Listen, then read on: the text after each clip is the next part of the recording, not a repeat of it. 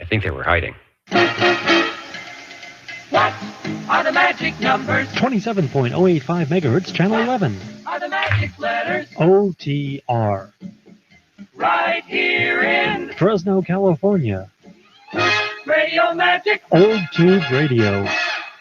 for you. Right here in Fresno, California, Central California, at 27085 is our RF frequency of choice, channel 11, looking for the tube radios everywhere else at oldtuberadio.net on your audio stream and somewhere on Google YouTube on the video stream. Hello, everybody. We are looking for radios. SWL number 7. All right, we've got 7, and who was the other station? Over? 56. 56 sounding good. And was there one more OTR listening? I think we've got 2 up there ready to go. So how we want Phil to step up into the green room. We would be right with you as Mr. Ed SWL7 steps up into the air chair. I will log in the official start time here at 8:43. I did reset the big Micronta LCD LED display clock to WWV this afternoon, so I think I'm fairly accurate. I will unkey, and we will hear the voice of Mr. Ed. And with that, we will go ahead and put out the Johnson Messenger 223. 23 channel transmit and receive.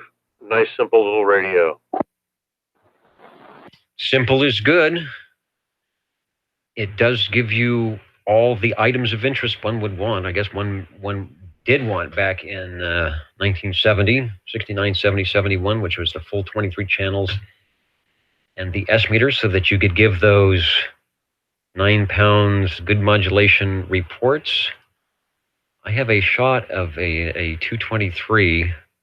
I should figure out some way to log into JT's old radio video tonight where he was, again, on the E.F. Johnson with the 20 over.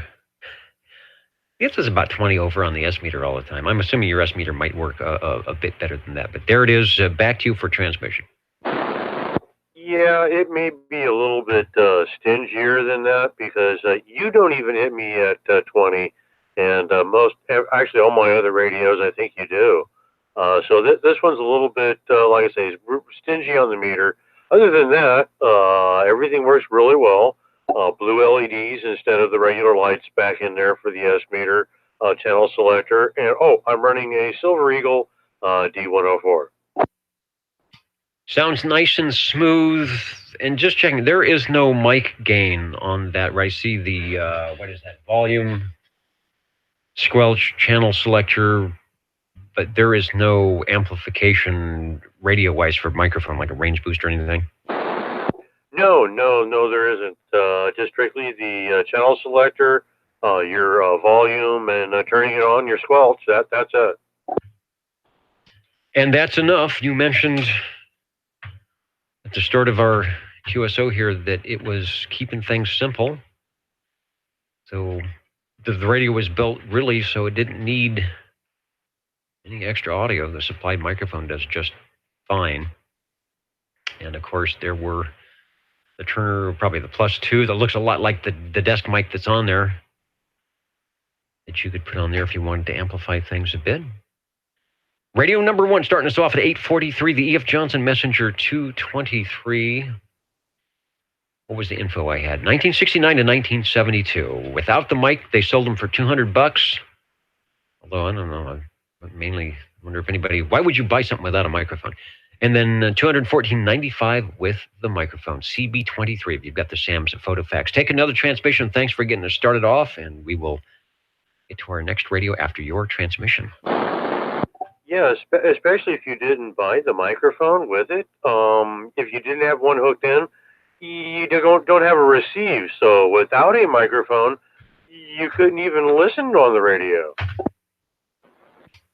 Yeah, I wonder if they were aware of that, if they actually sold it without the microphone. saying, well, it'll look pretty, but don't expect too much more. I wanted to check before I went here if we've gotten the video. Oh, yeah, every guys are out there on the video side, OBP, and Smarty out of New York, hello to you. DD21 has just keyed up the Browning. And Ed is doing double duty. He's talking to us, and he's also over on the page. Inside the chassis. Okay, well, that's true. And Kevin states that, yeah, you can adjust the audio, just like for most radios. I know my Regency's like that. There was a side screw, I think on the right-hand side. If you went in there, you would increase, or you could increase the volume or the input gain. I mean, maybe that's what the word I'm looking for. So if you wanted to get louder, it was let's call it a technical adjustment.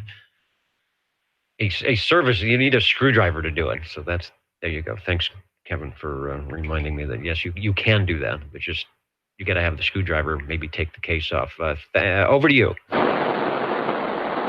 Yes, the magic golden screwdriver. I just have to put it in the right place.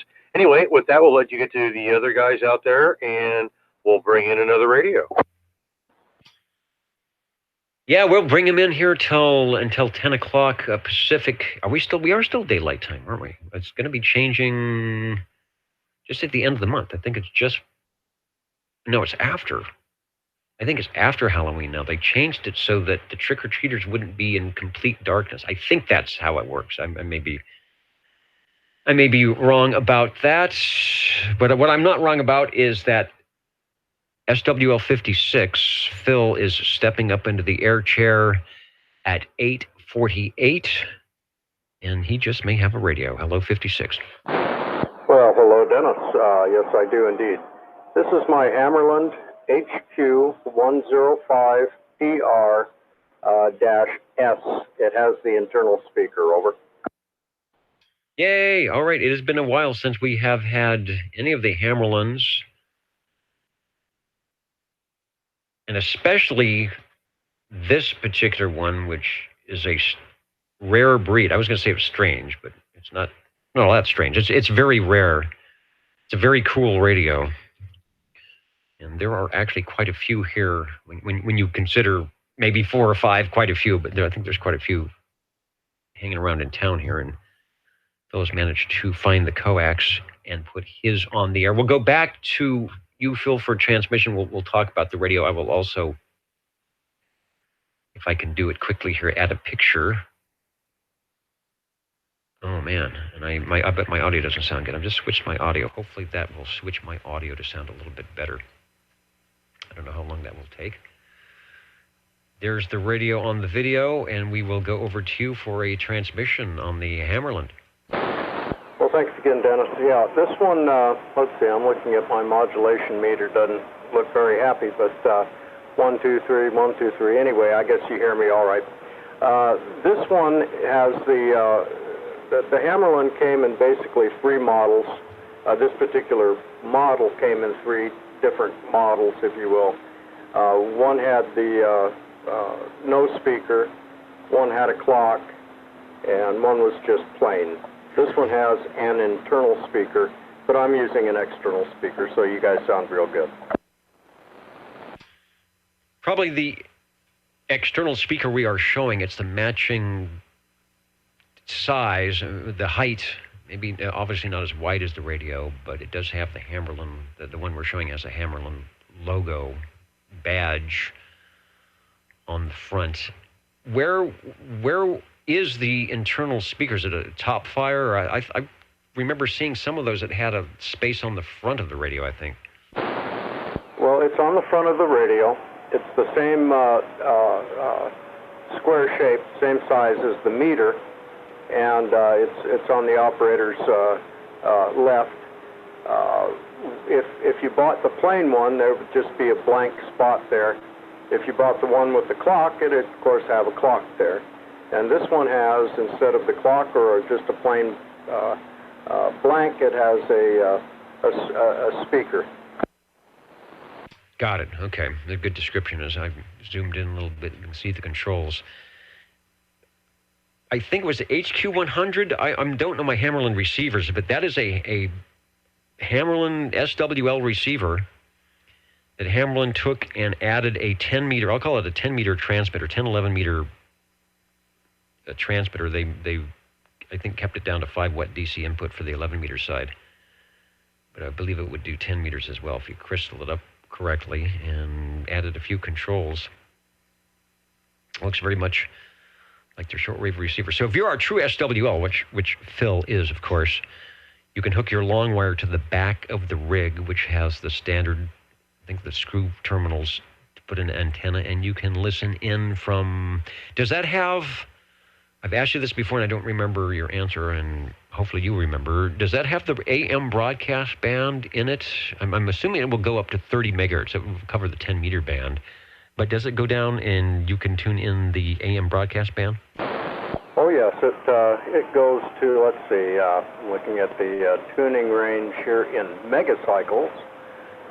You've got 20 meters. You got 10 and 30 megahertz.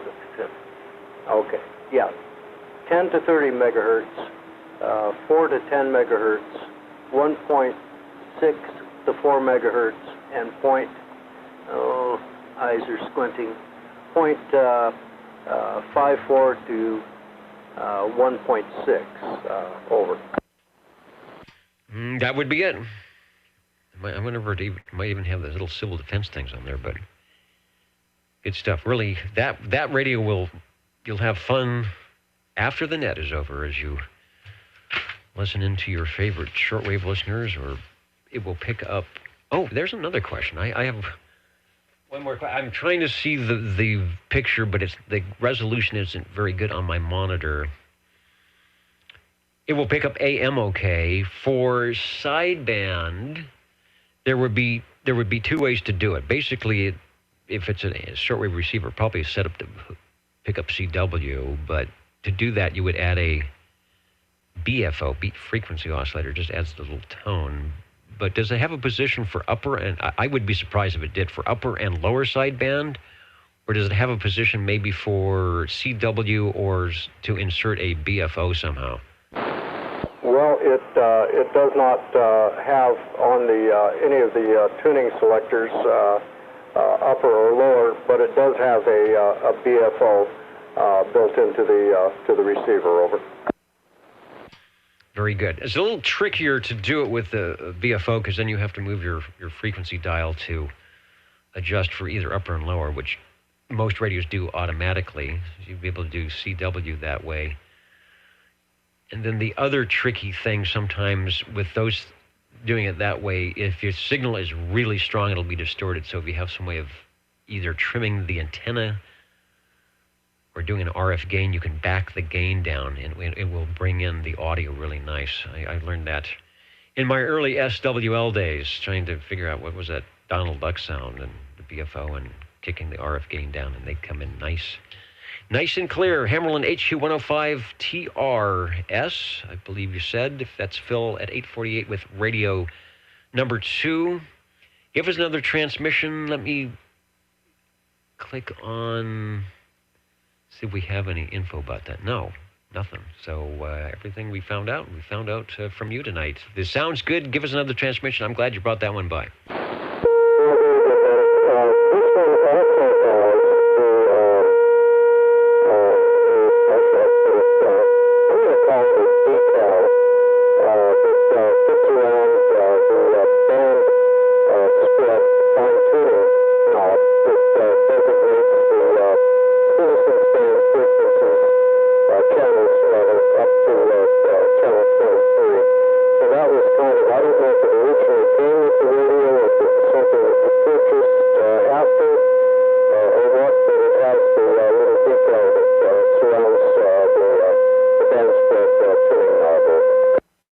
Yeah, don't go away, Phil. We want to talk to you about your radio.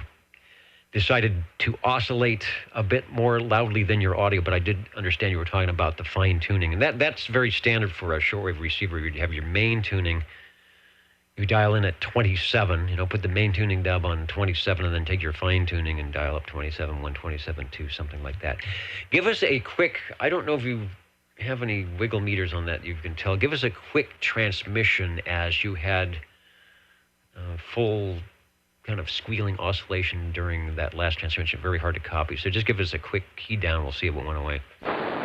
Okay, well, hopefully it has gone away. The microphone was actually pretty close to the radio on the previous transmission. I don't know if that makes a difference or not, but I'm back away from the radio a little bit now. Over. Okay, whatever audio mismatch was going on is okay now. It sounds good. The other thing I wanted to do is I'm hearing when you key, and those that have a tuned ear for that is hearing a strange noise, but it's not that strange. It's actually a pretty cool noise that a lot of us that like AM boat anchor old tube radios hear quite often. When you key up, you hear the as the heterodyne of whatever's happening underneath your signal changes with your frequency. So I imagine that radio's changing frequency as it keys up. I'm going to go to upper, give me a second to switch over to sideband. We'll find your frequency and we'll find out which way you are drifting. But it sounds, in no way affects how I hear you, but it sounds pretty cool. Sounds like an old tube radio for sure. Back to you.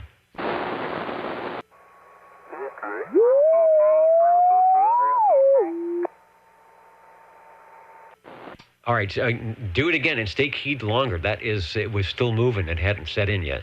1, 2,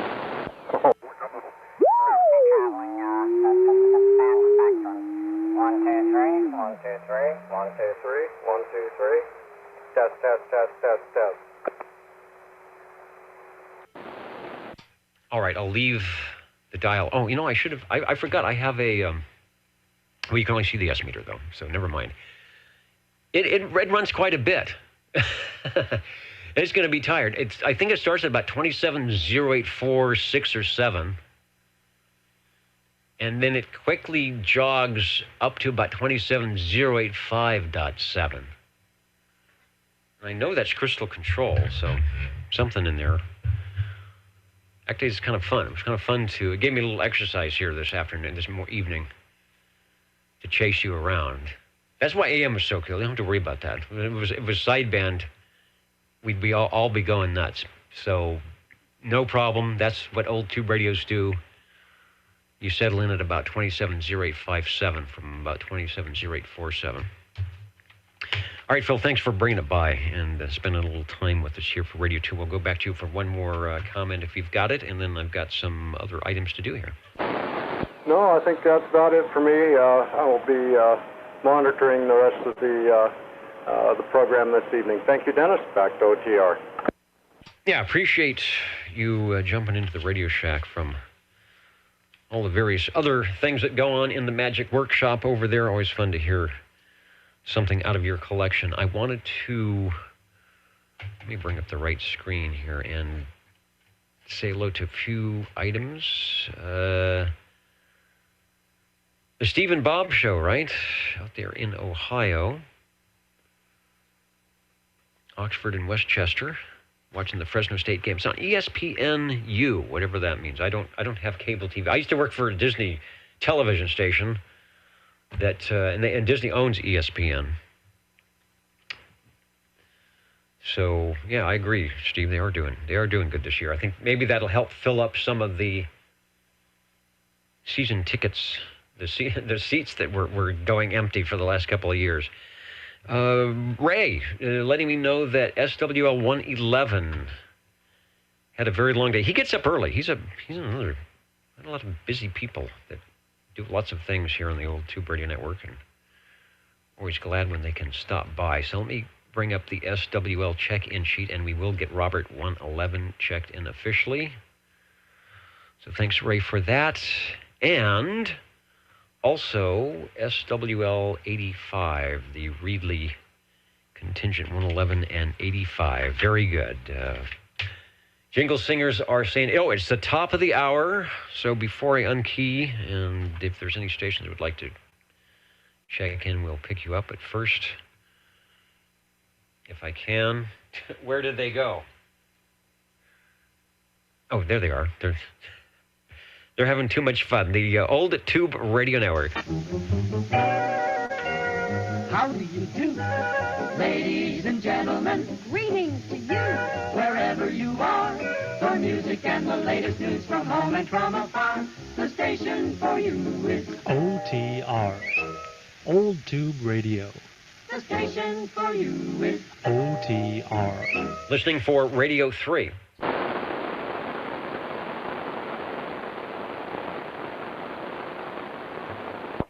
SWL number 7. Here we are at 9:02 in the PM. And I'll mark down Mr. Ed in the Radio Shack with yet another radio. Hello, over. This time with the big green Tram TR27E. 23-channel transmit and receive. All right, good. You did not make a liar out of me. I promised somebody that we would probably have a TR27E. At first, what I'm going to do, if you're the station is still out there, I'm going to put up an advertisement, and that might actually help a little bit, because they talk a lot about it's John Lee 128. If you're still there, 128, there is a really cool advertisement from CB Horizons magazine in October 1963. I believe 1963 is the year this radio came out. And if you can expand your screen large enough, you'll even see a service tip on how to tweak something. So people at Tram were no dummies. I know that people were taking the covers off that radio and tweaking and peeking. Back to you, Ed. Yes, in fact, they were even smart enough to put a little access panel in the top of the radio there, so you could tweak and peek a couple of things, including also changing some crystals, making it easy without having to take the entire cabinet off. Oh, and this one has an Electro Voice 638 microphone attached. The ad is showing a standard, like, Turner-style desk microphone. The EV638 microphone is a classic microphone that Collins guys like to use. It works well with the impedance on the tube radios. And as you can hear, Ed's getting a nice mellow sound out of his. Imagine if you wanted to scream a little bit more, it'd be cool to put, like, say, a Demco modulator in between, but he certainly doesn't need it. Back to you, Ed, for another transmission, and I will find the other picture, which will be your radio. Copy that. Yes, now with this radio, you could go up as far as 60 over on the dB scale, but no one so far has been able to do that unless you probably park right underneath my antenna. Do you have RF gain on that? Doesn't look like it, do you? No. There's a volume squelch and there's a noise limiter, which works amazingly well. It just takes static out. In fact, it's so quiet, you don't even know the radio is on until someone says something. I'll remember that. I'll give a big boo when I know you're turning the radio on. Yeah, I've had to do that a couple of times. I'm not sure if it's working, so I check it with another radio. Well, compared to the other radios that you have that pick up static, I was trying to get a little bit closer. Now that I have this newer camera, let me try it. How close can I get? I guess that's it. I was trying to see if I can zoom in on the S-meter. It looks like it goes into the green at S9, and then it goes up from there. Yeah, I'd be afraid if you peg that meter that's got a really thin, long needle. It might actually, remember people say you bent the needle? You could do it on that radio. That is definitely possible. And of course, it definitely shows some audio swing in there. And of course, when you key up, it definitely shows the forward motion on the audio. So it does both at receive and also on your transmit signal. Sounds very good. But one more question, especially for John Lee. He might be looking at this and saying, "Okay, everything looks cool, except what is that?" Let me point the mouse cursor. This guy right here. That's their red. I'm going to say it's like a single or double throw, single pull something switch near the tune between the speaker and the tuner, which may not be a typical item. No, that is not. Unfortunately, that was added to the radio. That is not stocked. Or I wished it wasn't there, but if I removed it, then there'd just be a hole, which would even be worse. So I'm going to go ahead and leave the switch there. Yeah, it was for a funny channel and going down below one. Very good. Oh, and there was something you told me last week.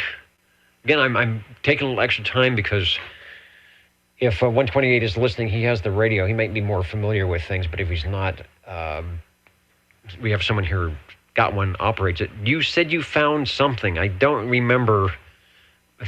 My mind is going. You found some switch or something in the back, or I don't know where it was, but in part to us what that is, so anybody that has those, if they don't know about this, might look for it. Oh, okay. Yeah, as a matter of fact, it does not look like it was something newly added. It's definitely old. So it may have been done with the radio and the original. Right. There's a little switch in the middle of the back, and let's see. Right now, I can reach it, and let's see, where the heck is it? Let me find it. All right. Do not sustain injury to either the radio or yourself. Over.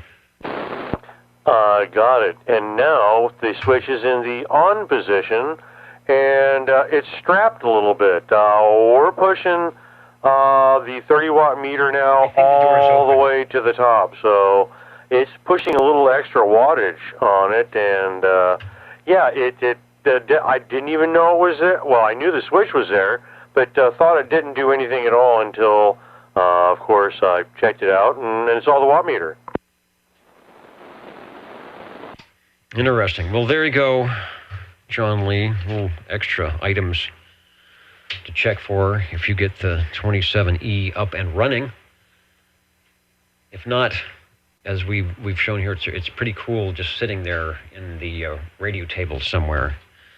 So you should not have any problem. Radio number 3, starting at 902, the Tram TR27E from 1963. That was the top of the line Tram, I do believe. We'll go back to you for a transmission, and thanks for bringing it by.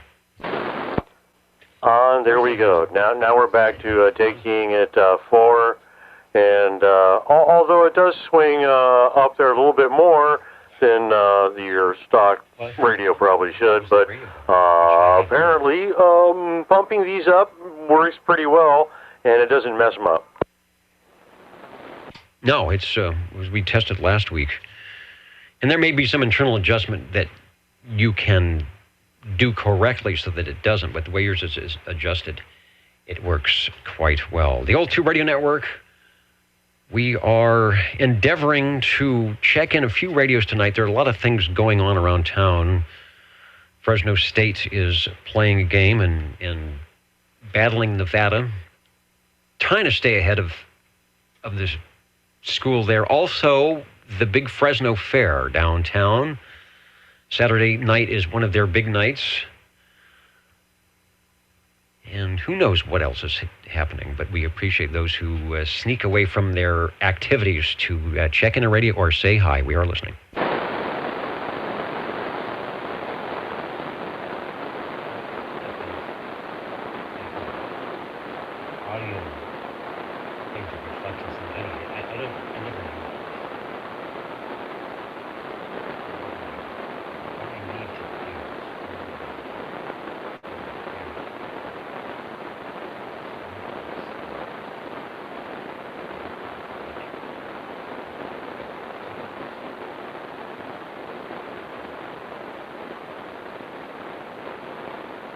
Well, we're doing video now. As you may know if you have your phone.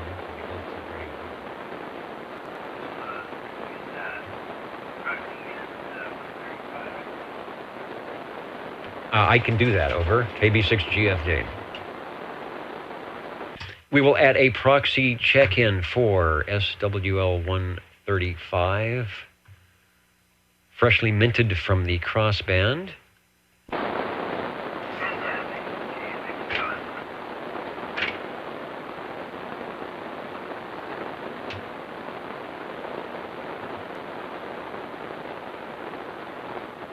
Did you do all of your housey things?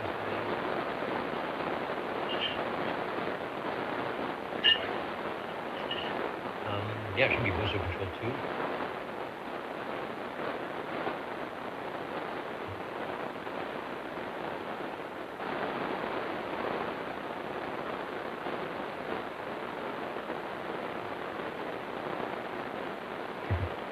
And I think I know the password, but I'm not sure.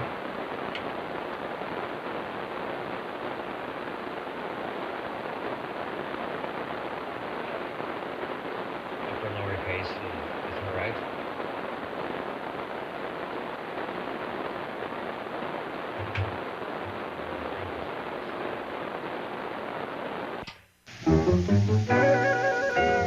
How do you do?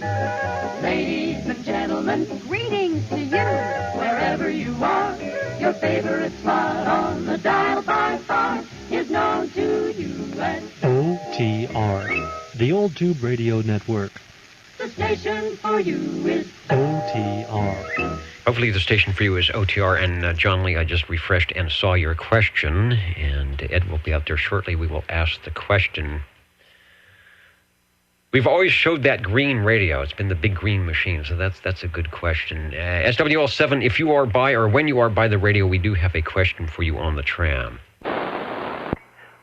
Copy that. I actually already saw the question, was going to key up and mentioned that, yes, no, the original on that is black crinkle paint job. It's, I can tell the cabinet has not been sprayed over or anything, so that's the original color. Although I have seen them with the gray, and they were original also, so there are both. Another thing to do would maybe do a search, internet search, when you go to the images and see how many different TR-27Es will pop up in various pictures, and kind of take what is the standard color that one might see. Yeah, like you say, the black crinkle on the outside, or the gray. The one down at the Red Monkey, when they were down there, they had one for sale that had the gray cabinet, and it was original. And that's the reason why I pulled mine off to take a look, and the black is too. Maybe you could make some type of a two-tone or something. And DD21 SWL 00 says that he has one of the gray cabinet versions. I may have an oddity.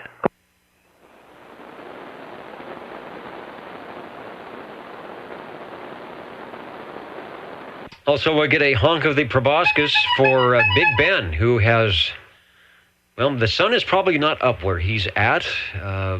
He says, good evening, everybody. Which I said, good morning. It's 5:15 where he's at. Getting ready for the toast and marmalade. And we are all doing well. Thanks, Ben.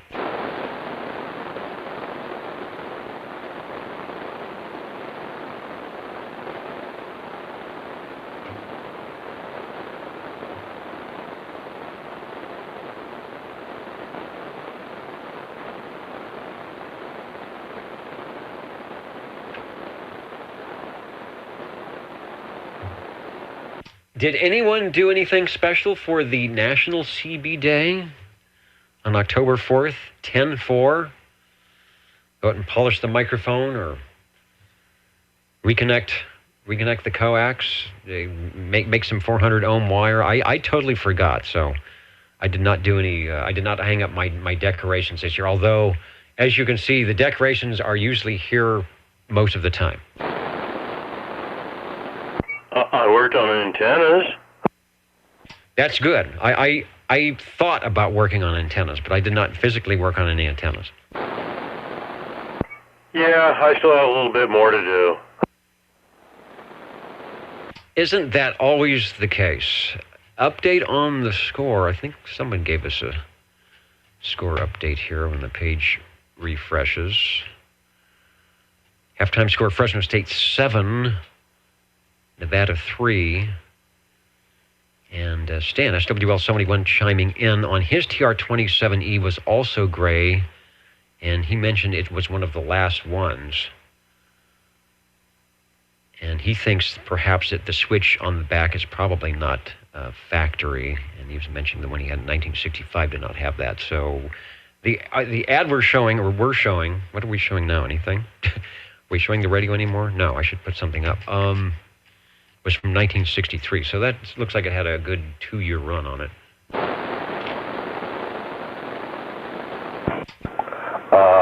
Breako TR.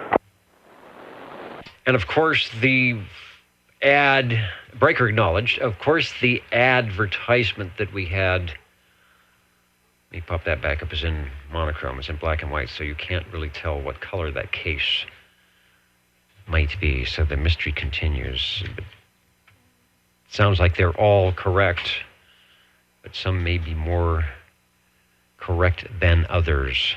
Radio number 4, perhaps, from SWL 37. Hello, Chris. Good evening, Dennis. SWL 37 here. We would like to check out. Check it out, it worked. Check in this radio that I am talking on.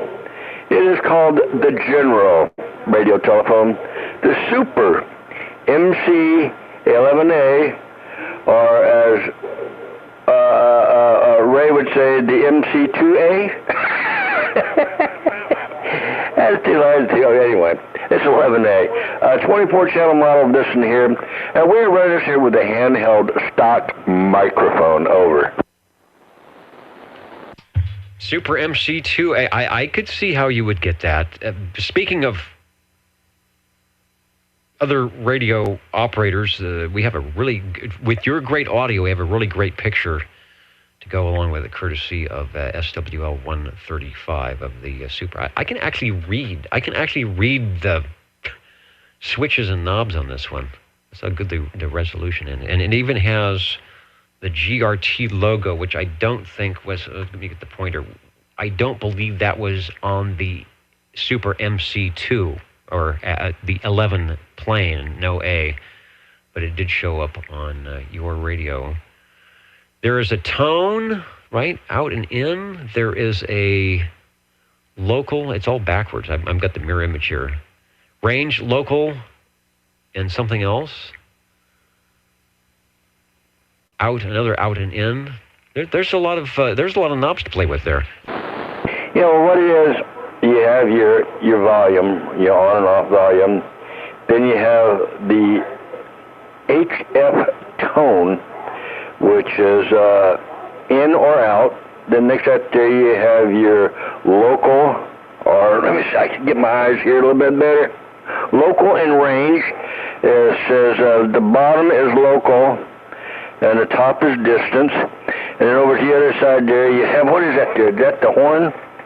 Yeah, that's the bullhorn. It's either radio or bullhorn. And next to that you have A&L in and out. And then right above, right in the middle is the mic plug. And then you have your delta tuner right in the middle under the hit me meter. That's what I did see, is the A&L and the delta tune. Front fire speakers, the infamous rack handles that seem to be in all the Master Control series.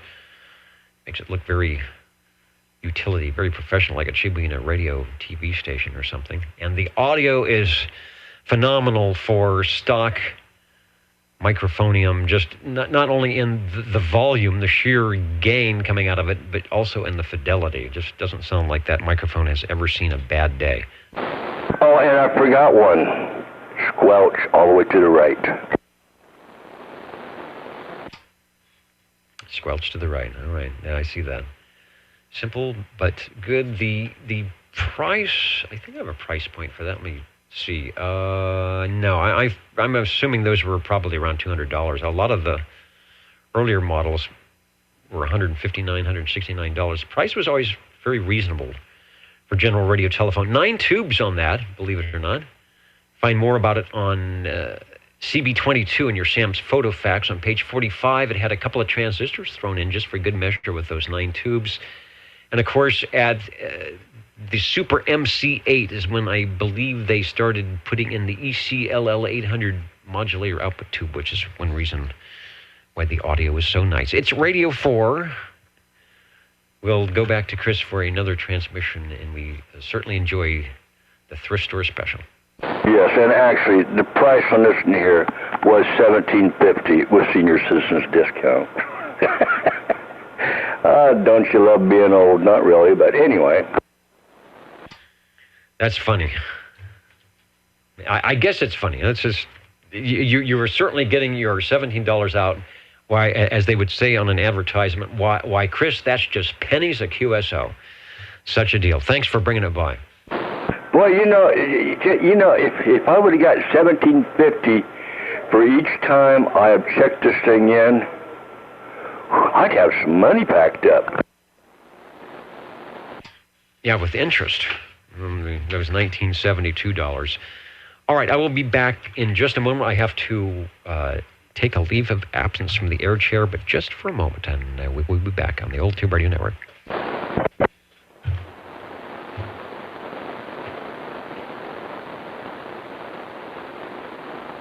Hey, 837. Yeah, go ahead. Hey, you know that button, that A&L button? Yeah? Yeah, on the new radios, it's called something different. You know what it's called? In and out? No, it's called Boofed. B-O-F-F. Boof? No, Boof. You know, like like on the Supreme Court hearing, Boofed. Oh, Boof? Yeah. Yeah, Boof. Kick him out.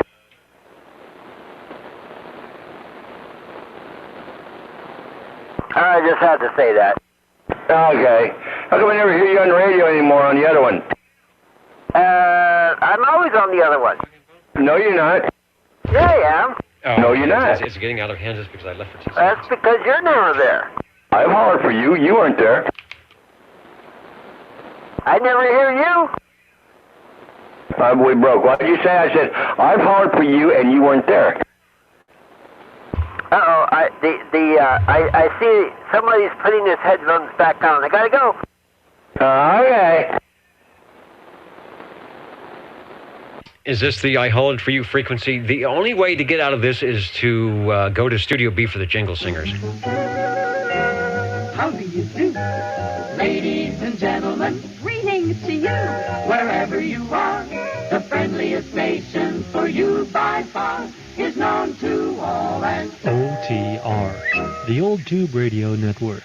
the station for you is OTR. Hopefully the station for you is OTR in its 30-something year. How long, Kevin, how long have we been doing this? 34 years on the air at 27085, hanging around, waiting to check in those tube radios, say hello to our SWLs, like this one, X4000 from Brentwood, checking in, waving a hand from near and far. Let me update the page, see if there's any comments or questions that we need to answer, and remind you that we are looking for radio number 5. 36. OBP says 36. Has it been that long?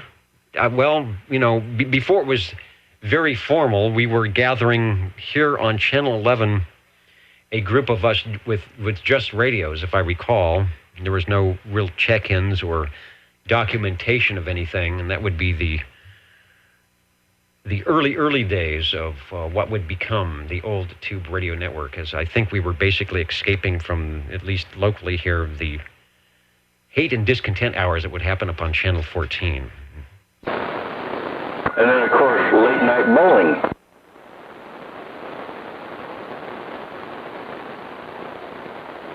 And Ray, that you might think that is what happened, but that is not what happened. Late night bowling. working? This is the working frequency. Don't forget late night bowling. Yeah, I did a couple of those, not many. I think that's when I was working early at the TV station. Yeah, but we went bowling around 1 o'clock to about 3 o'clock. Back when the bowling alley stayed open. No, they don't even open early. They don't stay open late or open early at all. And I checked the price. It was $6.74 for one game at the bowling alley for open play. That's kind of outrageous. And now, that's what it is? That's what it was over at Rodeo Lanes. If you're not in the league with some special discount pass and you go during the hours where they want you to pay in the evening, when everybody would normally show up. Oh, okay. Well, hey, I got a question. This is the question frequency. Go ahead. Can I check this radio in? You may check that radio in. It will be radio number 5. Over. Number 5 alive. But anyway, I want to check in the pretty blue one.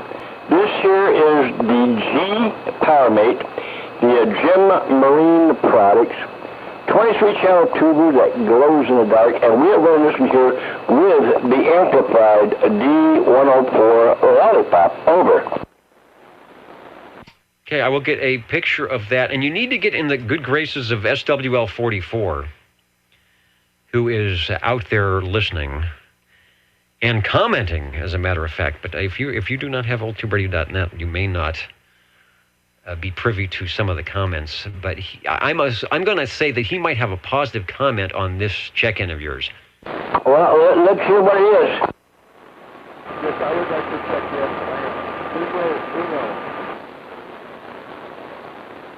Trying to grab a picture of the radio. Here we go. Somebody was saying they'd like checking number uno. What? Uno?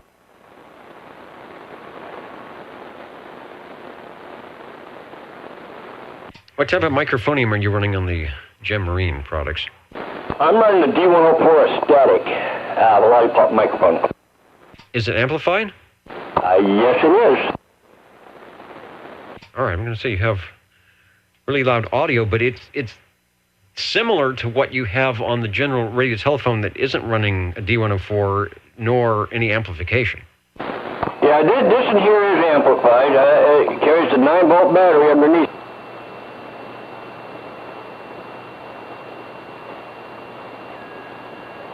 Tweak it a little tiny bit, because we're down a little bit. So it's probably a very old, weak battery. It's probably been in here for about a long time, more than a year, more. Yeah, it sounds like it's falling out. The audio is a little bit intermittent, but it's probably because you're stretching the cord. No,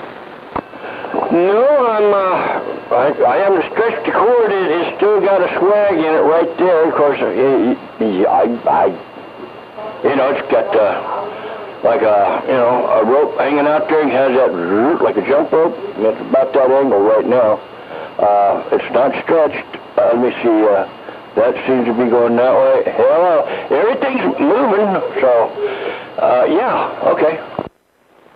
Moving in the right direction is sounding good for our 5th radio check-in tonight at 9:29. That is Chris on his Gem Marine Products G Power Mate. Let me update the comment section. 44 says he really likes that Purdy radio. Who's 44? That would be Mr. Ray. Oh, okay. You mean that guy? This guy lives up there in Utah. Is that the one you're talking about? That guy? Well, I'm not going to give away any secrets.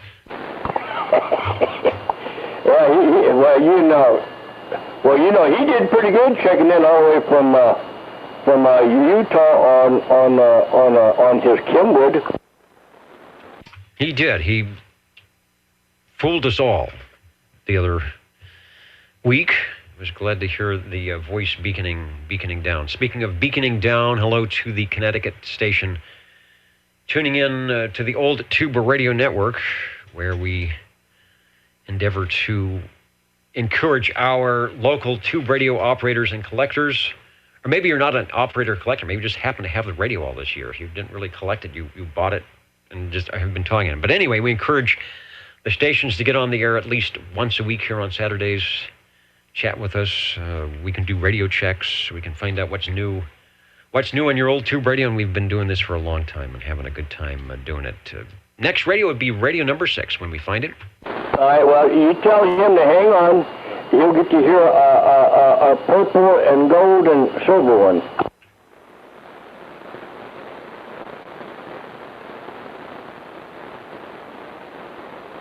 Break to air. Well, here's one. I don't know what color the radio is, but hello, Phil. Hello, Dennis. I'd like to check in my tram, the TR-27 Echo.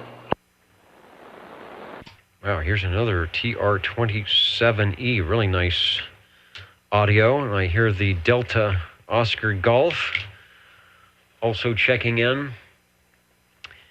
And we'll go back to you. Did you hear what... I'm not going to ask you to crawl behind the radio, but did you hear what Ed was talking about in the secret little switch that he has on the back? Oh, no, I didn't, but I don't have a secret switch on the back. Okay. Now, here's an easy one that you won't have to crawl behind the radio to tell us about. And we were talking about the color, black case, gray case. Ed's got the green case, so you might be able to add to the controversy if you tell us the color of your case on the TR-27E. Well, the case itself is kind of a hammer tone type gray, and the face of the radio is a greenish, a variation of green, I guess.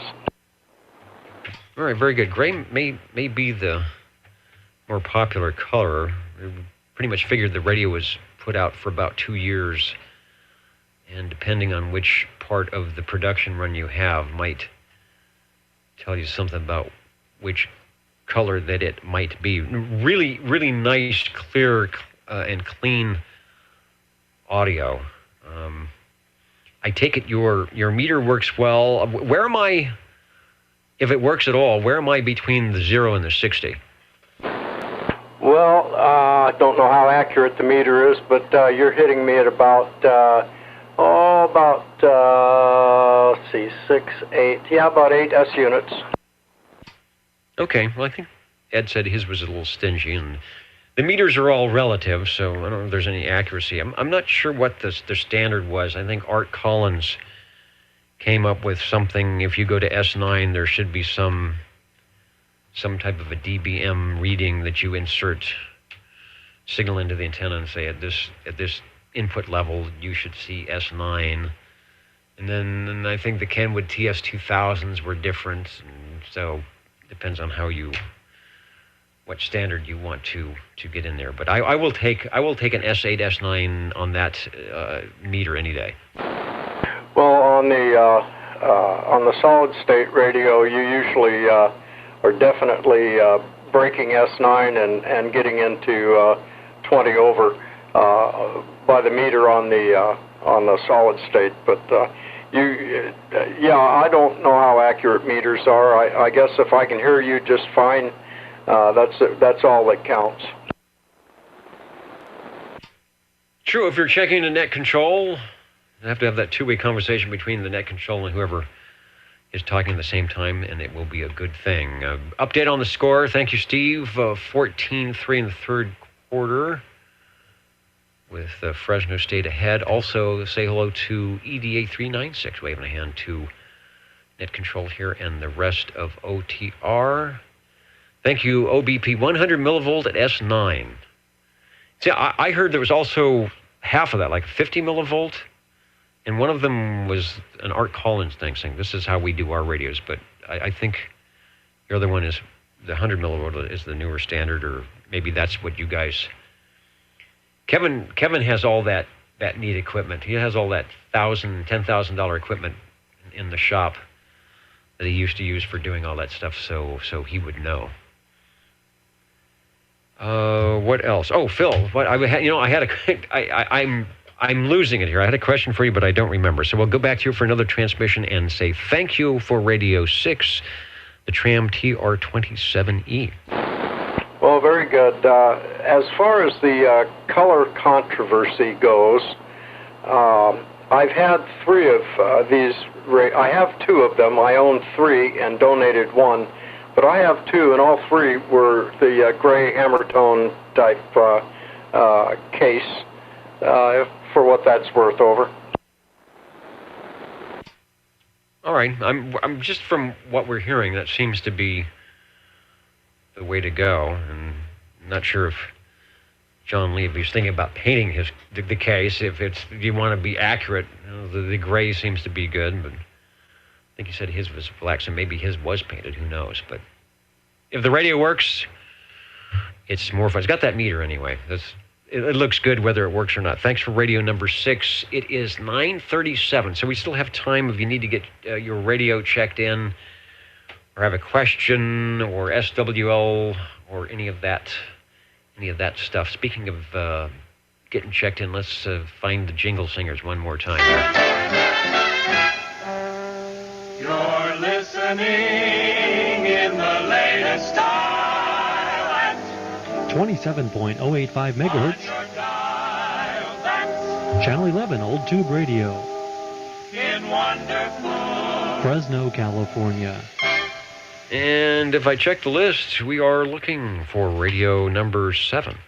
SWL number 7. 45. Hey, good deal. 7, step up into the air chair. We'll log you in under Radio 7 at 9:38. And Paul, glad you made it back. We won't keep you waiting too long.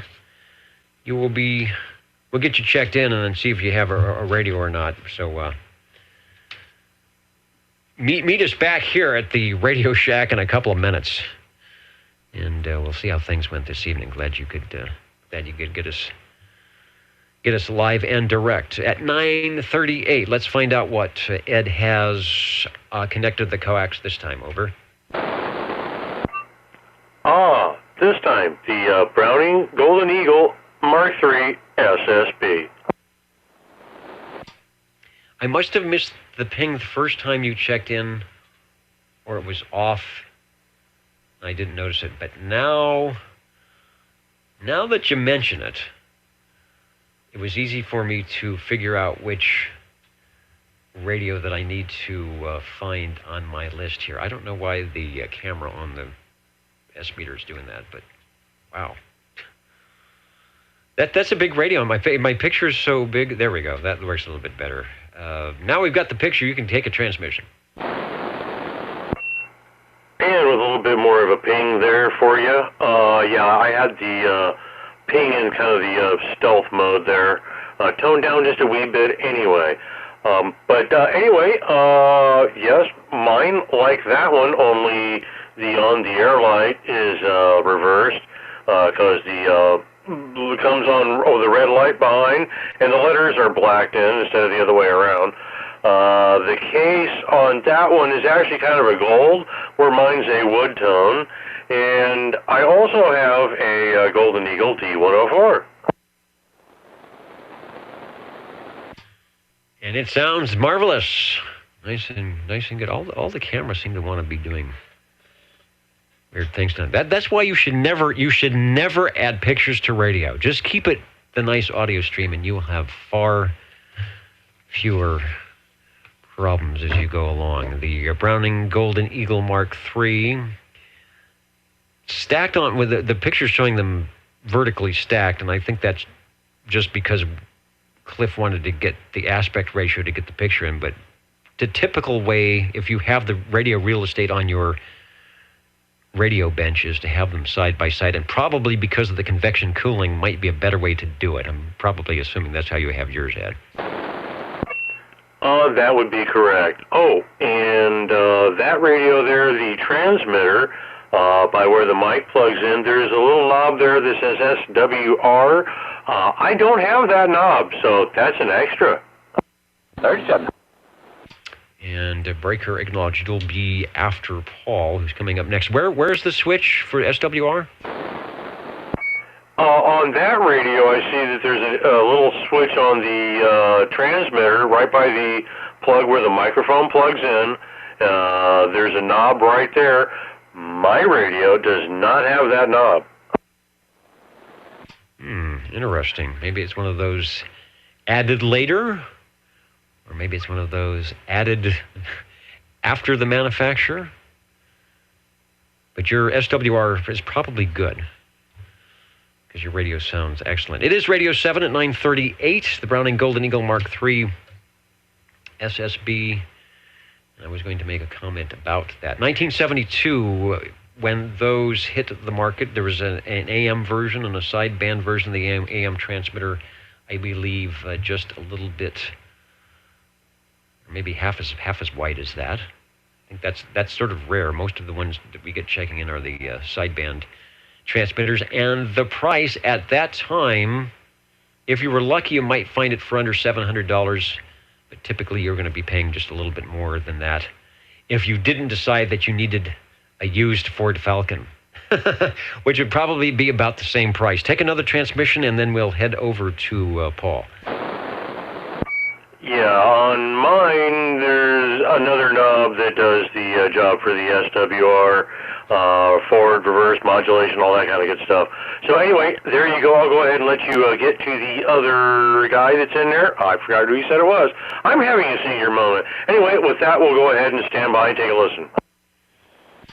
Seems to be going around, but the time is, we only have 15 minutes left, so I think we'll all be able to make it. The Old Tube Radio Network, we are... let's over to Paul, because I'm not sure you had a radio or not. We did get you checked in, but hello, 45, and glad you made it back to the shack. Yeah, thank you. Anyway, I want to check in my Lafayette Comstat 23 Mark V1. Wow, I wonder if we have a photo of that one. It sounds nice. It's got very nice audio. I will go to the Lafayette area. And I think you said it was a Lafayette Comstat 23 Mark VI. Is that correct? That is correct. Well, we do have a picture of that, and it's courtesy of Joe, WC4R.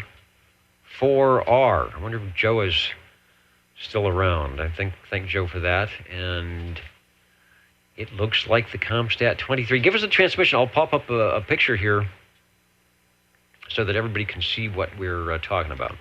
That's the radio. Now, I don't have that type of a microphone on it. I'm having to run my Turner SSB-2 on the thing, the old blue microphone. It's pretty loud. I'm backing off quite a ways. But no, this radio is, of course, a nice radio. It's definitely made in Japan. And they did a great job of putting them together for Panasonic and, I guess, Lafayette. Maybe you can correct me on that. But anyway, I wanted to ask a question about this. This radio is pretty self-explanatory. I'll run through it real fast, and I want to ask you something that I read about Lafayette and see what you say about it. I'm sure you know more about it than I do. But anyway, this got a nice meter on the thing. It's got a range boost. I'll turn it off. Turn it off. Let me know when I turn it back on.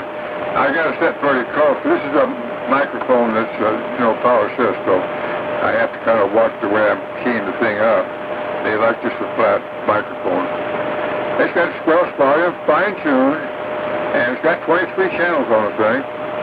PA, CB, a nice, like I said, nice meter, and it's got a red flashing light on the right-hand side of the modulation light. And other than that, it's just a nice, good old Comstat workhorse, I'll tell you that. Back to you. Doing a good job. I was looking at some info here. Looks like the year is 1971, so I'm thinking that was the last of the updates of whatever was considered the Comstat 23. And yeah, I think most of Lafayette's radios at that time were import. If they weren't, the earlier ones I think were made. Some of them were made by DeWalt. CB, it is in Sam's PhotoFax, CB47. If anybody's got a 47, might have some information on that. And then if you go to oldtuberadio.com, it actually shows a mic wiring diagram. It looks like it's a 4-pin plug with the pin 1 audio, pin 2 push to talk, the pin 3 is the receive, and the pin 4 is the ground. And when you switched off the range boosts, your modulation went down to about 25%. So the radio is adjusted for that amplified mic, I'm thinking, because if you didn't have the amplified mic, probably wouldn't hear you at all unless you've got the mic turned way down. But the audio is good. You do not need to touch the mic at all. And I imagine, I see an MOD light, so if your little light is blinking at you, you can certainly tell when the audio is not where it's supposed to be. We're talking to Paul. It's Radio 8, and this is Lafayette Comstat 23, but not just the 23. It's the Mark, we'll call it the Mark 6, or the Mark VI. Back to you. Yeah, okay. This particular radio that got me going on, checking on when they went out of business, Lafayette, that is. It said a banned 23-channel radios became illegal for sale, resulting in unsold stock to the company's warehouse. That was 1970s. That they were just ready to, I guess, to close the doors on quite a few of these places. You remember anything about the banned 23-channel CB radios? Well, I don't know about them banning them because they still sold them. 1976, 77 is when they opened up 40 channels, when the FCC said we've made a new channel allocation. It does have to be crystal controlled. And so all the 40 channels came out. And of course, everybody wanted to have 40 channel radios. So the bottom basically fell out of the 23 channel market. I remember going into Sears and seeing the radios at about a third of the price, that all the 23 channel radios being sold new in the box were about a third of the price they were at. So I imagine they were selling them at cost or less just to get rid of them because no one was buying them. If there was a 40 channel update out, why would you buy the 23 channel version? Because then you would need to get a VFO and all this other stuff that would be illegal. So that would be illegal if you tried to make your 23 channel into a 40 channel and you didn't do it crystal controlled. So I'm not sure what they're saying about the ban. Of course, there's FCC type acceptance. Maybe they didn't get a type acceptance on something they did. I'm not sure. I would imagine that radio for sure is probably type accepted over. Yeah, okay. Well, they said it made an of course they had overstock then because people weren't buying them because they said it was banned. That kind of threw me off. I thought there was a banned radios because I had a lot of radios back then, and I don't remember any banned radios that were, known radios like Lafayette or anything like that. Anyway, I thought it'd be interesting. And hey, thanks for checking it in, Dennis. Well, thanks for bringing it by. I'm glad you got a chance to get into the radio room tonight. Yeah, they might have meant that the radios weren't banned. It's just they weren't producing them anymore, and they had an updated version, so nobody was thinking of. I mean, people bought 23 channel radios if they were for sale, but just the manufacturers just had to scramble and get 40 channels out to keep ahead if you were deciding to stay in the market. And as we know, a lot of manufacturers between 1958 and 1978 went away. In fact, it happened long before that. Probably the first 10 years from 1958 to 1968 saw the end of a lot of manufacturers go. But thanks to our tube radio operators and collectors, we do get a chance to talk about and hear some of those manufacturers. The Old Tube Radio Network, there's about 10 minutes left. We have online, and jumping up into the air chair is Mr. Chris. Hello, and thanks for being patient. Oh, yeah, I'm patient. Anyway, Dennis, I would like to check in my Courier Royale, a 23-channel tuber with all the blinking lights and all the knobs and the hidden knobs. And we were running this thing here with the amplified D104 Lollipop Auto. Courier Royale. Let me get a picture. And today I was reading some information on the Courier Royale that was on one of the Facebook sites, and it was from 1966. Somebody had, well, that's interesting. Got some camera glitches going on there. Let's add some brightness, that would help. The Courier Royale was advertised as the radio that Courier made for the owner of the company. That was how they stated it. They said it was manufactured for the specs so that the owner of we could give it as a radio to the owner of the company. And actually, when you get down and look at it, it really is a top-of-the-line radio. It had the New Vistor tube. It had the Collins mechanical filter. It had all 23 channels. I think it had some speech processing in it, and it was their top-of-the-line radio. And I remember seeing the price. I want to say it was between $250 and $280 at the time. And then on the next page, in 1966, they had just come out with their solid-state radio. So I'm pretty sure this is probably, in the Courier line, the last of the tube radios that they put out. Over to you. Oh, well, that phone's ringing. Well, I must be lucky then. Wonder who that is calling. Hang on just a second. Maybe it's the owner of the company wanting to know if he can get his radio back. Yeah, it wasn't for me. It was for the wife. She got it. But yeah, maybe, yeah. Maybe he was calling. I want my radio. Well, it's yours, and he can't have it. Sounds good, as it always does. Oh, the other thing that was interesting, the solid-state radios in 1966 that Courier put out, the catalog said that they had a 10-year warranty, 10-year guarantee or warranty, but it was a 10-year. Like, so I guess they were pretty certain that these newfangled transistors were going to outlast the tubes. But here it is, 2018, and from a radio that was built in 1966, sounds almost, it does. It sounds showroom good. You know, this radio is 52 years old. Almost as old as you. Got a few more to go. I'll be 70 here in about, what's today's date? 9 days. And, oh, by the way, I just happened to think, I don't remember exact date, but Kevin, happy birthday if it's too early or if it's too late, prior to, or I'm sorry I'm late, but happy birthday. All right, I think he's listening over on the video side, so we'll see if that elicits a response from Mr. OBPSWL2. Thanks for bringing by the Courier Royale. It's our Radio 9, and we've got about 6 minutes left on the old Tube Radio Network. I think that's time for some jingle singers. What are the magic numbers? 27.085 megahertz, channel 11. Are the magic letters? OTR. Right here in Fresno, California. Radio Magic Old Tube Radio. for you.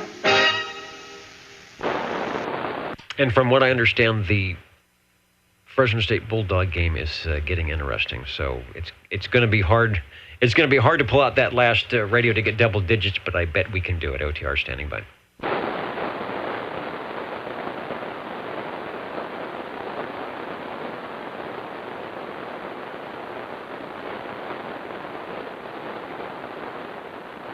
Break OTR. The break OTR, go ahead, please. Yes, this is SWL 40 with a tube-type radio. Sounds very interesting. There's a little high-pitched whine going on. I don't know if that's some heterodyne underneath you or exactly what it is, but you've come to the right spot if you've got a tube-type radio, because this is the old Tube Radio Network. Go ahead. Okay. Well, let's see. Is the wine gone now? The whine is not gone, but I'm not guaranteeing that that's something your radio is doing. It may be something your carrier is doing with something that is on my receiver. And I want to look at I'm going to pop the S-meter up, because it almost sounds like you're running controlled carrier or something. So go ahead with your transmission, sir. Okay. Well, let's see. This is SWL40, checking in on my Gemtronics GTX 5000. Okay, got the GTX 5000. Almost sounds like the audio. I don't know if you're running a amplified microphone. It almost sounds like your battery is dying because the audio has, like I said, almost sounds like you're a control carrier, but it's not. And the longer you talk, the weaker the audio gets. All right. I think let's see. Yeah, I probably have some battery issue here. Well, I don't know. You did something there and you got lots of audio. In fact, you got over-modulated audio. So you seem to have plenty of range. It's just you need to be somewhere in between probably where you are now and where you were moments ago. Okay. Well, if I look at the wiggle meter on the radio, okay. Let's see. 1, 2. Well, let's try that. What does that sound like right there? Well, it started good there. It like crackling in. You've got a bad spot in the whatever control you're moving because it will get good and then it will sink back down low. 37. Yeah, it could be the PTT switch also. So, I'm not sure. The wiggle meter on the microphone seems to be wiggling. Yeah, I agree, Corey. It sounds like it could be a battery issue, but he's got plenty of gain when he brings it up. I can hear you just fine, so there's not a problem that way. I have 100% copy, but now that you've demonstrated how much audio you get out of that, there's probably a more optimum setting than you are at the moment. We do have a picture of the Gemtronics GTX 5000. We were just talking about 23 channels and 40 channels. Here is one of the 1976-77 tube radio 40-channel sets. Most of the 40-channel tube sets were based on, I believe, this chassis that Larry is running. They just had different names and some different arrangements of the front controls. But this is basically your 40-channel tube radio made by Panasonic, or from the Panasonic company. So it was an import out of Japan. It was similar to the Robin T240D, the T-Berry T, the Shakespeare Colt. And, have you removed the limiter? It says remove the limiter by clipping D601. Taking the limiter out really gives the mic audio more highs and low range. Of course, it will probably give you overmodulation, too, if you don't run the microphone right. Well, I'm not sure. Well, I know I didn't remove it, but I think possibly it might be, it could be removed. Hence, all this modulation. You know, a little crackle and away you go. Well, it is working. You do have seem to have the audio under control. You've got the wiggle meters. Looks like a modulation light. Let's see, it's TX, RX. Well, maybe it's just the light that shows you're transmitting, but I think you have enough items there you can tell when your modulation is where it's supposed to be. And plus, this is the Old Tube Radio Network. We do stream the audio. You'll be able to give yourself a radio check on the archives, which will be up in a moment. And if you're streaming live, you can have your Universal Media NetWeb device up to your ear and drive yourself nuts as you listen to the delay. Thanks for Radio 10. We'll go back to you for transmission, and we have Radio 11 standing by. But back to you, Larry. Okay, great. And I am now in the... Mode of operation. SWL40 is now keyword T. Uh-oh. Oh, somebody's adjusting the frequency. Yeah, I didn't know you were going to be listening to yourself. I went to sideband to do a zero beat, and I think that tone is actually coming from your radio somehow. Also, you are low on frequency at 27083.6, somewhere in there. Getting a nice cool breeze from the window now. Radio Shack is down to 77, and that was your, I was in either upper or lower sideband. seeing where you're at. So sorry about the confusion there. Okay, where are we going? I believe, did I hear Chris? I think you did. And you think, we both think alike, because I did hear you. You are Radio 11. We are in the double digits. It is 10:02, so you may be the last guy on the list here tonight, which is okay, because I think I know what radio you have. Back to you. Absolutely. I'm sure you know exactly which one this one is. This one here is the Citizens Little Phone by Helicrafters, model CB3A. What is it? An 8-channel transceiver. And we are running this one here with the original handheld carbon microphone. Over. Sounds good for a carbon microphone. And Larry, if you're listening, I have confirmed that the receive, the little tone I'm hearing is actually something in my receive. I must have a birdie or a carrier somewhere that is causing that, because I hear the same item on coming in with Chris. So don't go tearing up the radio for any of that. But the audio issue is definitely going on with the microphone there. Trying to get the shot adjusted for the CB3A little phone from Helicrafters.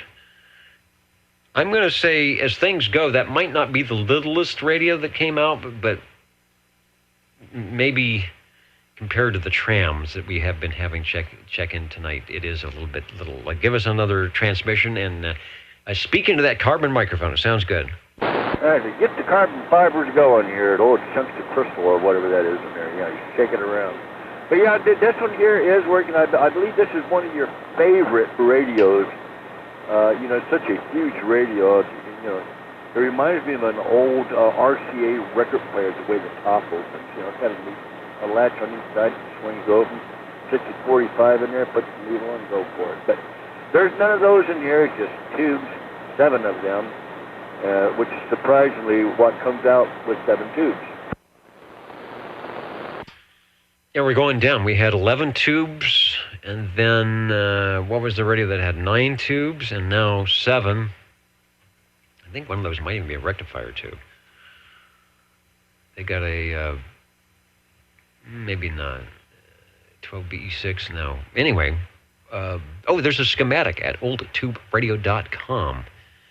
Anybody wants to know? Plus, that radio will go 12-volt DC if you have the right cord. And it's an early one. It'll be in Sam's CB5, book 5, page 5. It says it's similar to the RCA Mark 7, and it has that kind of price point back then, $159.95. I think some of the manufacturers were afraid to charge a little too much more than that. But that was kind of a generic price, $1962.63 for your basic radio that wasn't 23 channels, although in 63 you might have been able to get a general radio telephone. No, they weren't 23 channels either, so it's up there with the best of them. A good seller for Helicrafters. Late 62, 63, that a lot of the little phone series did quite well for them as they were mobile and base. You are running yours in a base configuration. Do you have the bracket? Does that have the little mobile bracket on it? What do you mean, a little mobile bracket? There would be probably 2 holes in the side of the case that looks like you could maybe put a knurled knob screw into these holes, and then there would be a handle, like a U-shaped piece of metal that would screw into either side where you could use that to mount it in your vehicle. Well, yeah, there is holes on each side. Yes, you could do that. It's on the top part of it right there. You got 2 holes on the right, and I think there's some on the left, too. I'm not sure. I can't see the left side. But the right side, I see it toward the back. What you see is the one toward the front, too. Let me see. I got a magnet there. There's a hole there, and there's a hole a little bit higher up in the back. All right. Probably if you did have the mounting bracket, it would be, if it wasn't across the top, it would be down along the bottom. You'd be using it more like a stand or something. And since you're not running mobile, it's probably not necessary. The radio is from Helicrafters. It's called the Little Phone CB3A, 8 channels, and you told me what letter channel 11 is on, what you're using. I'm going to say it's E. Did I remember correctly? Absolutely correcto. All right. Channel 11, designator E, sounding good. The other thing I'll mention for those that are looking at the video, Helicrafters had 2 options for this radio. There were removable panels on either side of the channel selector. The rectangular items here would pop out, and this one has the S meter, which was an option. And if you so desired, you get the other option that would plug in and fit in that space of a receive VFO. So kind of cool. You could keep the radio at $169 and buy the accessories when you got your allowance. Back to you, sir. Thanks for the Radio 11, and we'll be counting and amounting soon. Okay, and this is blank on both sides. It just has the plate in there, and that's it. But there's no meter either or on either side. I just thank you. I'll be listening. Well, you got the standard version. Back in the day when you could, in 1963, you could buy a car without a radio. They have a little blank panel. That was an option for most cars. What was the other? Radio heater. In early cars, a heater was an option. 1963, I don't know. We know what was an option in 1963 was seat belts. Seat belts were an option. My neighbor across the street in Manhattan Beach had a business, and he had a CB radio. He used it for his business, and he installed seat belts in vehicles back when the vehicles didn't come. I can't remember if it was Beltmaster, but I remember he used his CB radio for his business.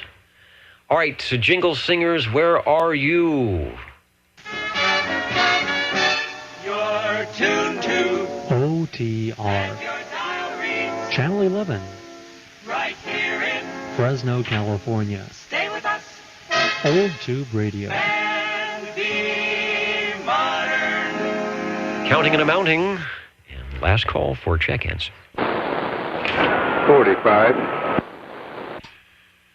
There's 45. Hello, Paul. Can you hear me? Over. Yeah, I won't keep you on this one. I want to get these Lafayette checked in and put it back up on the shelf and start something else. This is my 1962 Lafayette HE-20C. Oh, all right. We're showing that radio on the video. Let me get back to the control. Hi, everybody. And you have the HE-20C. Hopefully we have a shot of that. And those may have been made, DeWalt made some of them, but I think they were the earlier models. Let me find the HE-20 Charlie. I think that's one I like. It has that kind of parallelogram speaker configuration. There it is. I like that radio. It's got some styles. That's back when you had someone design, like they were designing tail fins on cars and doing all that stuff. They also had designers come into the radio to make them look cool too. Back to you for a transmission. Yeah, okay. That's the radio I'm talking on right now. 1962 model. I'm not using a stock mic, of course. I'm running a JT-30, a static microphone with a crystal element in the thing, so I can't guarantee what it sounds like. But I'll hear it when you play it back for me. That's about it.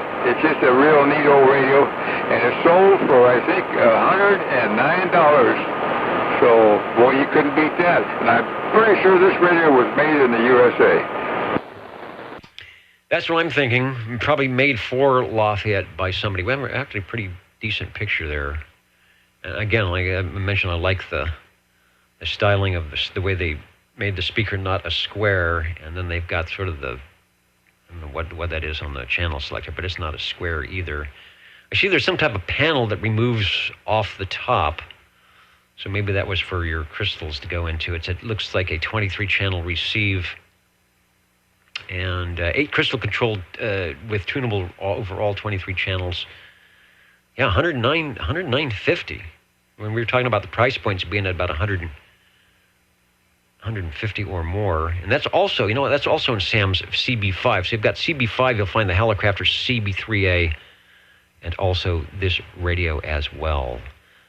also, if you go to oldtubradio.com, there's a schematic for that.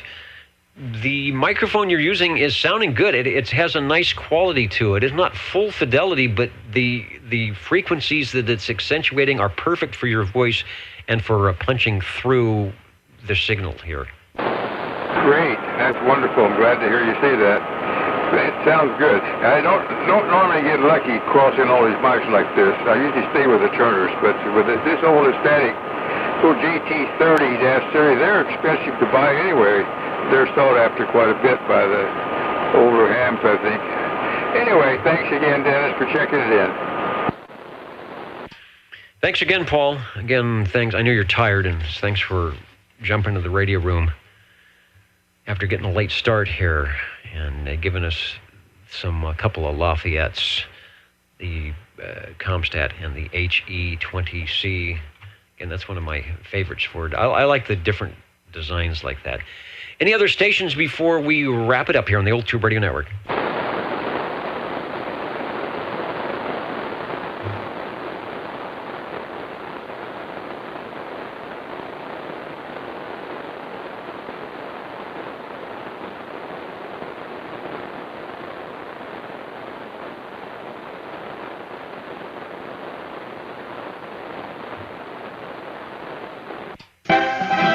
Ladies and gentlemen, time now for the current OTR totals. The current and final totals. Hi, everybody. I want to get out of here before something else blows up. Whether it's one of the cameras, the radios are doing good tonight. The radios typically don't let me down. It's all this other stuff that we really don't need. The Old Tube Radio Network is where you're tuned. If you're still out there, many of you still listening into the late Saturday night or early hours of Sunday morning, especially Big Ben is probably having breakfast to the Tube Radios. Hello to Connecticut. London's in Newport News, Virginia. There's a great name for a town. Newport. It's the Newport News. Utah's in. St. Charles still in with us. Our Ohio stations, Dallas, Georgia, Chicago, Illinois, SWL 32, Robert and Teresa, Virginia, New York, South Carolina. Thanks for checking in with us tonight on a lot going on here locally. The fair and the ball game and some other things. Weather's starting. It's been windy today, but we've had a nice day. SWLs, we had 14 on page 1, 14 on page 2, 11 on page 3, and 17 on page 4 for a total of 56. So we actually did pretty good there. That's a decent check. And we are in the week 8 of the 8-week roster. There are many with 8 in a row, perfect attendance. All those numbers will go into the little drawing for 00, which JT has done quite well getting us started off. He's in the running again. There's a few people in 30 years have actually done back-to-back. It does happen. But of course, this ain't like playing the lottery. Your chances are a lot better than 18 million to 1 that you might be 00. And your chances are way better than 18 million to 1 that you won't walk away with any money for doing that. The radios tonight, we had a tie between the Trams and the Lafayettes for the most heard manufacturer. Starting off in order of appearance, the E.F. Johnson Messenger 223 was radio 1 from Mr. Ed. Radio number 2 tonight, the Hammerland HQ 105 TRS version. Thanks, Phil, for that. SWL 7 on the Tram TR27E, we'll call it the green version. Radios 4 and 5 from Chris, the General Radio Telephone Super MC11A, and he followed that with the Gem Marine Products G PowerMate.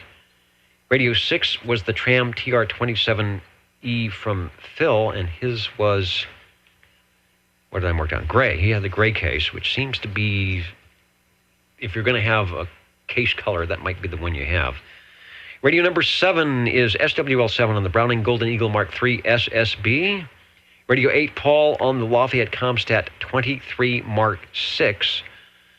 Radio number 9 was Chris on his Courier Royale, followed by Larry on the Gemtronics GTX 5000. Was that was the only 40-channel, official 40-channel tube radio that we had tonight. Radio 10, no, that was Radio 10. Radio 11 was Chris on the CB3A little phone from Helicrafters, and then, as you just heard, we finished off with another in the series of Helicrafters going back to 1962 for their Lafayette HE-20C.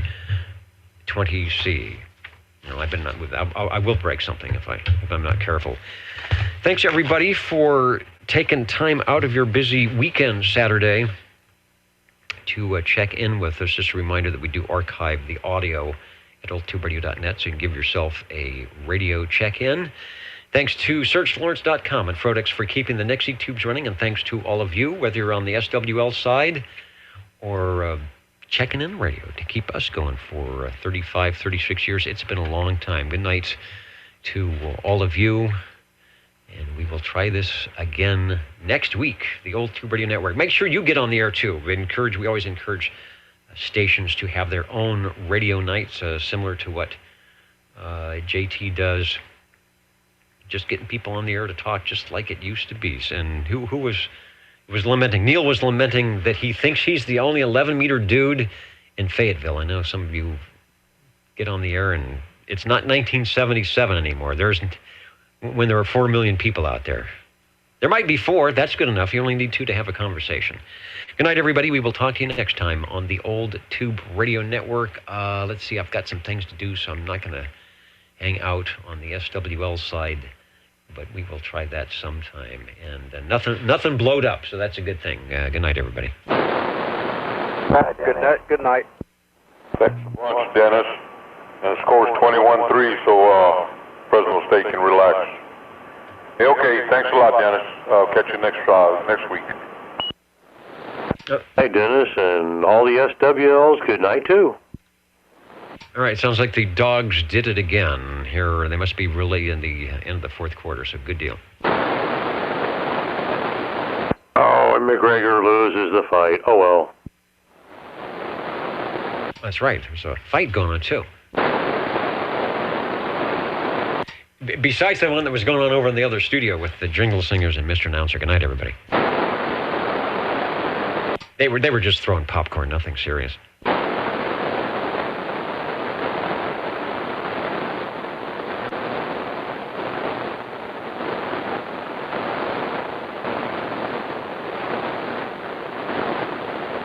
And I just saw, Stan, the first HE-20C did not have the spot switch.